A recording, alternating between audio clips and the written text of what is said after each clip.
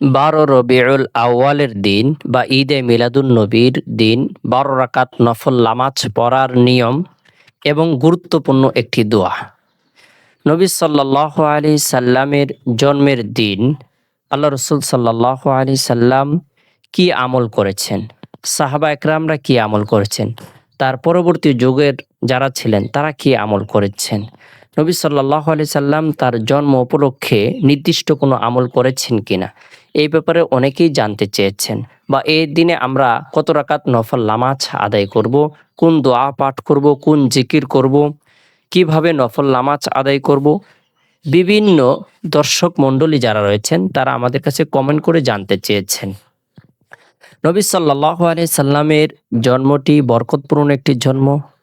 বিশ্ববাসীর জন্য রহমাতুল লিল আলামিন হিসেবে নবী সাল্লাল্লাহু আলাইহি সাল্লাম এই পৃথিবীতে আগমন করেছেন। রসুলের জন্মের মাধ্যমেই পৃথিবীর মধ্যে থেকে সকল ধরনের অন্যায়, অনাচার, বেবিচার, জুলুম, নির্যাতন, খুন খারাপি সব কিছু নাশাত হয়েছে। হক ও বাতিলের দ্বন্দ্ব হয়ে, সংঘাত হয়ে পরিশেষে আল্লাহ তাআলা হককে বিজয়ী করেছেন, বাতিল অপশক্তিকে পরাজিত করেছেন।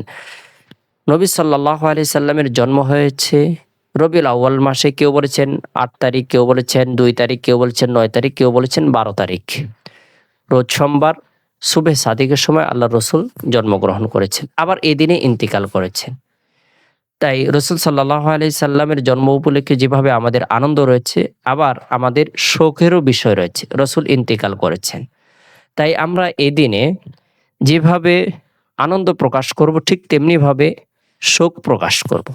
নবী সাল্লাল্লাহু আলাইহি সাল্লাম যখন জন্মগ্রহণ করেছেন, উনি খাতনাকৃত অবস্থায় জন্মগ্রহণ করেছেন, নার কাটা অবস্থায় জন্মগ্রহণ করেছেন। পারস্যবাসীদের হাজার হাজার প্রজ্বলিত অগ্নিকুণ্ড ছিল, সেটা নিভে গিয়েছে। কাবা শরীফের মধ্যে ৩৬০টি মূর্তি ছিল, সেগুলো সিজদা অবনীত হয়েছে।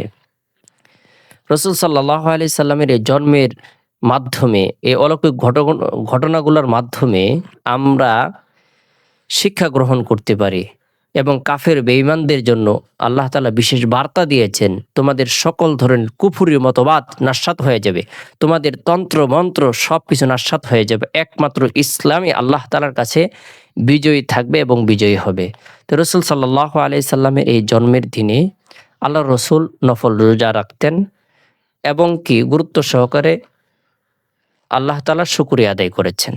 তাই আমরা রসুল সাল্লাল্লাহু আলাইহি সাল্লামের জন্ম উপলক্ষে নফল রোজা রাখবো। এ দিনে ২ রাকাত করে অন্য সময় যেভাবে নফল নামাজ আদায় করি ঠিক তেমনিভাবে ২ রাকাত করে যে কোনো নামাজ আমরা আদায় করতে পারবো। সলাতুল হাজত, সলাতুল তওবা, সলাতুল আওয়াবিন, সলাতুল চাস্ত, সলাতুল তাহাজ্জুদ, এই নামাজগুলো আমরা রসুল সাল্লাল্লাহু আলাইহি সাল্লামের জন্মদিন আদায় করতে পারবো। তবে নির্দিষ্টভাবে যে আপনার ১২ রাকাতই আমল করতে হবে বিষয়টি এরকম নয়, আপনি এর কমও করতে পারেন, বেশিও করতে পারেন। তাহলে আমরা যারা নামাজ পড়ে থাকি সচরাচর অন্য সময় যেভাবে ২ রাকাত বিশিষ্ট নফল নামাজ আদায় করে থাকি ঠিক তেমনিভাবে এই দিনও সলাতুল হাজত পূরণের উদ্দেশ্যে অথবা আল্লাহ তাআলার শুকরিয়া আদায় করার উদ্দেশ্যে যে আমরা একজন নবী পেয়েছি, রহমাতুল লিল আলামিন হিসেবে একজন রাসূল পেয়েছি, সেই রাসূলের জন্মের দিন উপলক্ষে ২ রাকাত শুকরিয়া নামাজ আদায় করব, আল্লাহ তাআলার দরবারে রুনাজারি করব। আল্লাহ তাআলা আপনাকে আমাকে সকলকে সেভাবে নফল নামাজ আদায় করার তৌফিক দান করুক।